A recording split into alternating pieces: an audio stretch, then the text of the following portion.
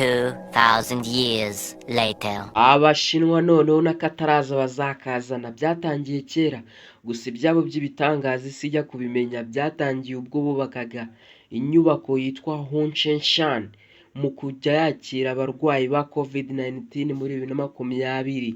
Iyi nyubako bayubatse mu minsi itarenze 8 gusa, bongera bubaka indi irimo ibitanda 1600 bayubaka mu minsi itarenze 13. Aba bashinwa basaga miliyari n'igice mu myaka ya za 70 bari abakene hafi y'umurongo utukura.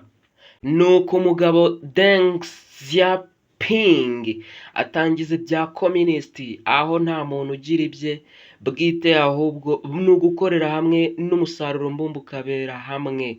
Mu mwaka w'1978 Ubushinwa bwari mu bihugu bikennye, hanyuma buhita bufunga icyitwa imikoranire n'ibihugu by'amahanga.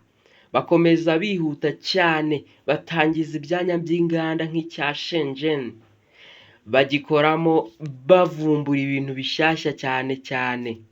Isi yagiye kwinjira mu mwaka w'2000 Abashinwa bagendera ku muvuduko nk'urumuri.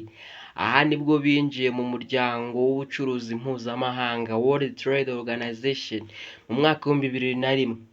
2010 yageze Abashinwa barafashe umwanya wa kabiri mu bihugu bifite umusaruro mbumbe munini mu bihugu by'isi yose, busize kandi bunataye inyuma ibihugu byinshi by'i Burayi. Ubu Bushinwa bwakoze ibikorwa bikomeye, gusa ariko nabwo bwabigejejweho n'imbaraga zikakaye. Dore nk'ubu iyo ufashwe mu Bushinwa ufata cyangwa se utanga ruswa, uhanishwa igihano cya burundu. Ibihano byinshi byo mu Bushinwa ni burundu ndetse n'icy'urupfu. Hanyuma se Ubushinwa bwumvishe gute? Reka duhurire muri comment section, kandi wibagirwe gukora subscribe, like ndetse ngo unaduhe comment.